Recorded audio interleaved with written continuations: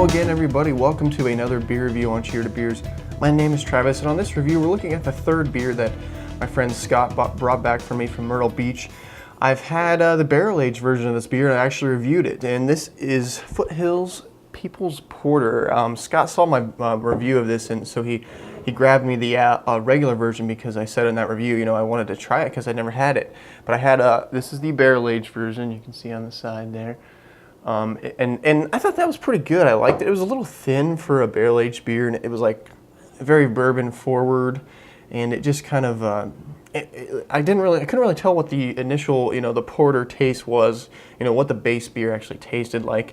You know, Foothills is a brewery out of North Carolina. They've been around since '04, and this one is 6.25 ABV. The barrel-aged version was, let me see, it says 6% ABV, so I don't really know. They're two different labels. Actually, it's pretty interesting. You know, 43 IBUs. So I mean, yeah, it's a pretty standard porter, I guess you would say. But it's you know, these comes in these 22-ounce bottles. I think he said it was around $4 for it. So it's pretty good deal on it. So let's get into the Foothills People's Porter.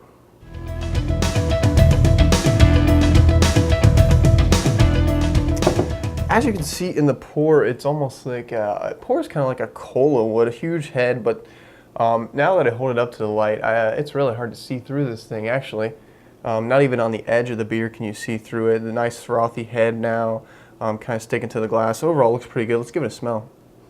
Wow, yeah. Obviously, I didn't get any of this smell from the barrel-aged version. I only got it from the. I'm only getting the smell from this beer. I couldn't smell it over, or you know, that bourbon in the whiskey or bourbon barrel-aged version. It just overpowered everything, so it was hard to smell the base beer. But the base beer actually smells pretty good. Yeah, it's it's a very cocoa, a lot of cocoa in there. Maybe a hint of roastiness, but it's very cocoa, kind of sweet chocolate smell.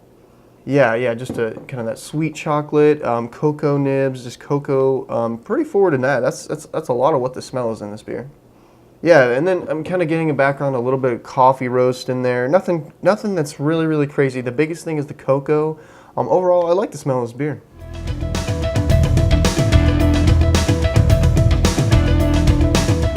Okay, guys, here we go. People's Porter from Foothills. Cheers.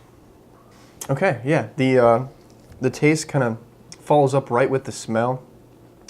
It is pretty bitter, which I'm kind of surprised. It's like kind of like a coffee bitterness, you know. It leaves that roastiness on your tongue. The mouthfeel is not too crazy. It's probably light-bodied for a porter, but still pretty full flavored. Yeah, when you drink it again, you do get some of that cocoa, but it's a lot more roasty in the taste than it is the smell. It's not like a dark coffee or anything like that. It's just maybe a mild coffee, but it definitely does linger on your tongue for a while. It's definitely not going away. Yeah, like I said, light body, maybe medium carbonation. It drinks pretty well, provides some roastiness, like I said, you know, that's kind of the main thing. Then it does have some depth, though. It's pretty good. It's amazing how different the barrel-aged version was compared to this. It was just a whole nother beer, you know, throwing it in a barrel. It changed everything. It didn't even seem like the same beer, you know.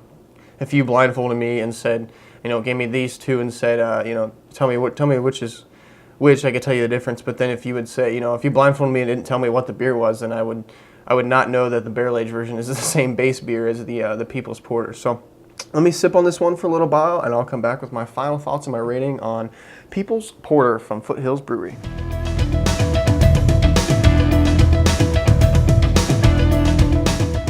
Okay, I'm back here with my final thoughts and my rating on Foothills People's Porter, and I've kind of been comparing it to the barrel-aged version since I reviewed that recently.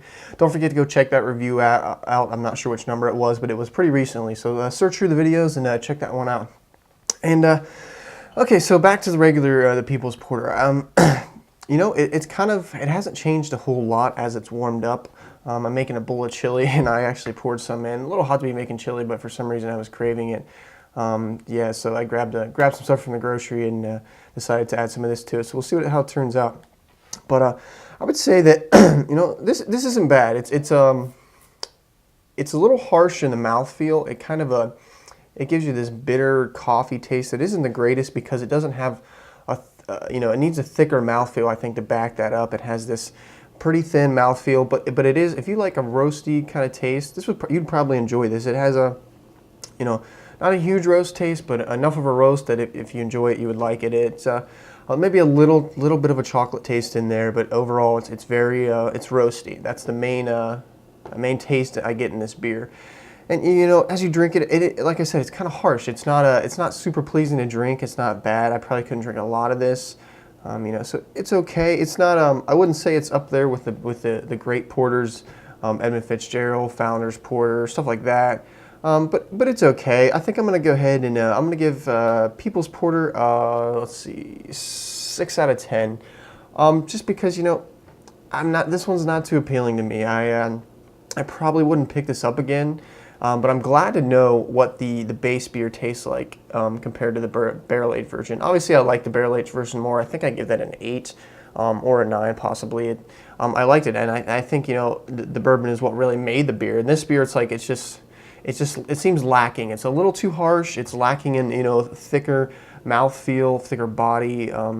It just needs a little more, but it's not bad. Okay, so 6 out of 10 is not too bad.